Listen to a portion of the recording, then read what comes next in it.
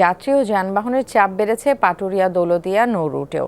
ছোট বড় 18টি ফেরিতে যানবাহন পারাপার চলছে। নদীর স্রোতের কারণে কিছুটা বাড়তি সময় লাগলেও নেই বড় ধরনের ভোগান্তি। তবে ফেরিতে যাত্রীদের কাছ থেকে বাড়তি ভাড়া নেয়ার অভিযোগ আছে।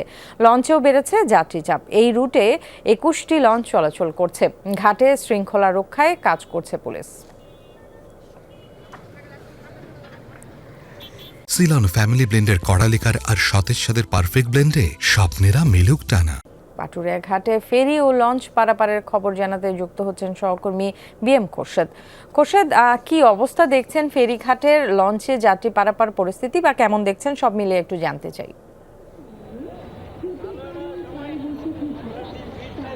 সকাল থেকে আমরা পাটুরিয়া ঘাটে কিন্তু দেখছি যে যাত্রীদের উপচে পড়া ভিড়, এবং বেলা যতই গড়াচ্ছে ততই কিন্তু এই যাত্রী এবং যানবাহনের চাপ কিন্তু বাড়ছে। তবে দূরপাল্লার বাসের তুলনায় ছোট গাড়ির চাপ বেশি, এবং যে বিষয়টি আমরা দেখছি ন্যান্সি, সেটি হচ্ছে যে মাঝে মধ্যেই ঘাট আসলে ফেরি শূন্য হয়ে যাচ্ছে।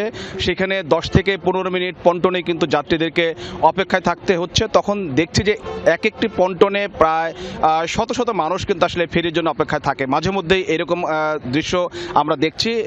আমি 3 নম্বর ফেরিঘাটে রয়েছে। ভাষা শহীদ বরকত নামের এই ফেরিটি যখন এই ঘাটে এসে ভিড় ছিল, তার আগে কিন্তু কয়েকশো যাত্রী এই ঘাটে কিন্তু পারের অপেক্ষা ছিল। তবে খুব একটা দুর্ভোগ ভোগান্তির আসলে অভিযোগ যাত্রীদের পক্ষ থেকে নেই, কারণ তারা এসে 10-15 মিনিট অপেক্ষার পরে তারা কিন্তু আসলে ফেরি এবং লঞ্চে কিন্তু পার হতে পারছে। এবং আজকে সকাল থেকে যে বিষয়টি দেখছি যে দূরপাল্লার বাসের সংখ্যার চেয়ে ছোট গাড়ি এবং মোটরসাইকেলের চাপ একটু বেশি ছিল। তবে এই মুহূর্তে মোটরসাইকেলের চাপ কিছুটা কমেছে, এবং বেলা বাড়ার সাথে সাথে আমরা কিন্তু যাত্রীর চাপও কিন্তু বাড়তে দেখছি। এবং লঞ্চেও একই অবস্থা, লঞ্চে কিন্তু যাত্রীর চাপ কিন্তু আজকে গতকালকের চেয়ে অনেক বেশি।